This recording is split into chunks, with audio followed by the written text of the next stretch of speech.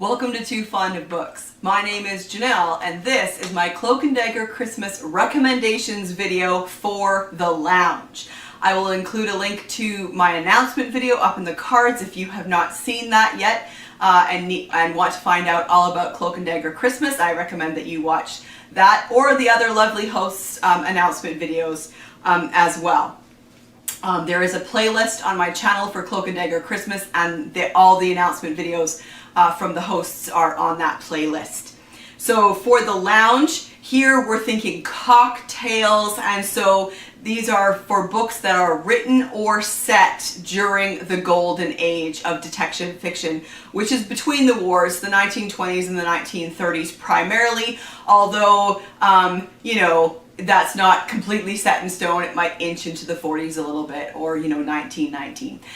So I am going to give you some recommendations for mysteries that are set in the golden age, and then some recommendations for mysteries that were actually written in the golden age. So let's start with mysteries set in the golden age. I want to recommend the Dandy Gilver series by Catriona McPherson.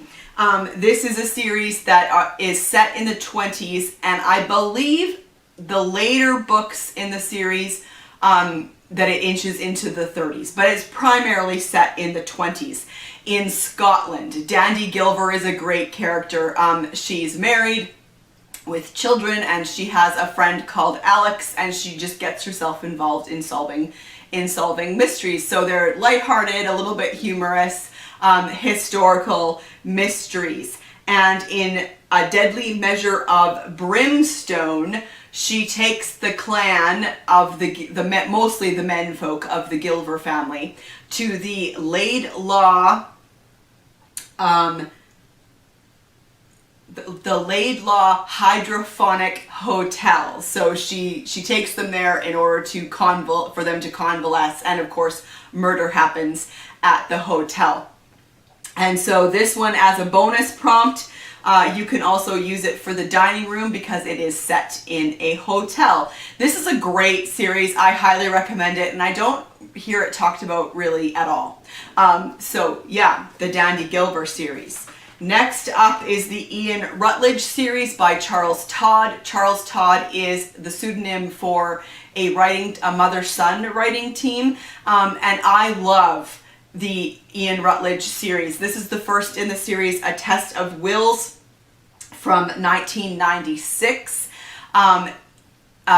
Ian Rutledge fought during the war, and he came home and went back to Scotland Yard, and he is a inspector at Scotland Yard, but he is haunted by what happened in the war and dealing with PTSD, which he feels he needs to hide from his bosses and co-workers at the yard if they find out that he is suffering from, we call it PTSD, but at the time they called it shell shock. He believes that he would be fired from his job, and so that is such a key part of his character and how he behaves in these books. But they're really well written, really interesting mysteries with great characters, and I just really like Ian Rutledge as a character and how he fights his demons in order to do his job well. And so yeah, I want to recommend that series. And then I also want to recommend the County Guide series by Ian Sansom. So this is a series set in the 30s, and the main character is Professor Morley, Swanton Morley, who is called the People's Professor, and he wants to write basically a history of England by writing a guide to each of the counties. And so he travels, in each book he goes to a different county with his daughter and with an assistant, Stephen Sefton, who is a veteran from the Spanish Civil War. And so the first in the series is the Norfolk Mystery from 2013. Then Death in Devon from 2014. Westmorland Alone, 2016. And Essex Poison from 2017. One thing that I find very fun about this series is that they are illustrated. So here's an example from the front of an illustration, but you will find illustrations throughout the book, which I think is a fun addition to the stories. So bonus prompts here in all four, you could read any of them and use it as a bonus prompt for the library because he is writing a book. But in Westmorland Alone, you can also use it as a bonus prompt for the billiard room because there is some wrestling happening when they arrive in Westmorland. They are stranded in the market town of Appleby after a train wreck. And there is some Cumberland and Westmorland wrestling that is happening while they are there. You can also use this for the study because there is an archaeological dig going on while they are there, and a woman's body is found at the dig.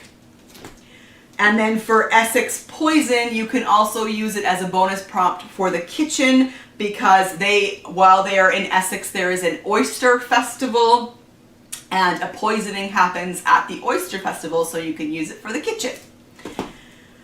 All right, and then my last recommendation for a book set in the Golden Age is A Gentleman's Murder by Christopher Huang from 2018. This did not come in time from the library, so I'm going to put a picture in here.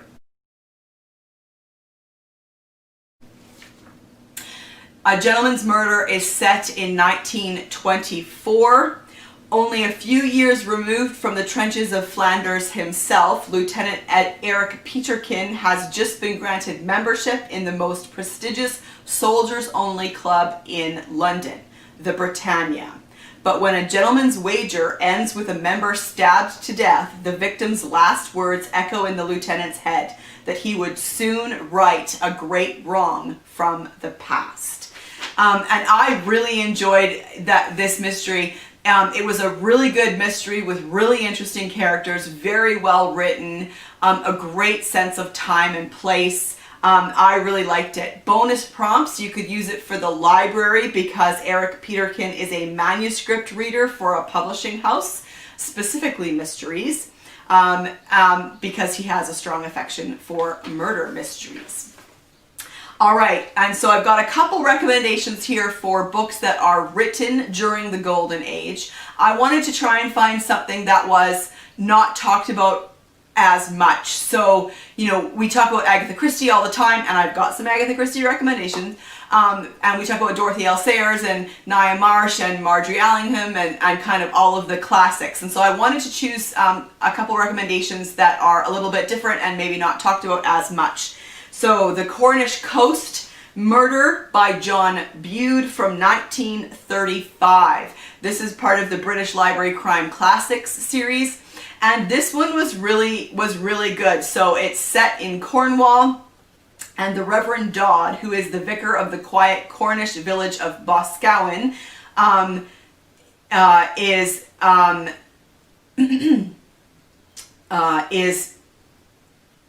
he's playing a game with the local doctor.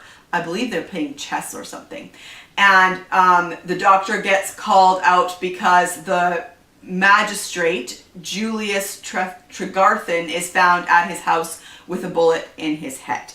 And then an inspector comes, and so the vicar and the inspector work together actually to solve the mystery.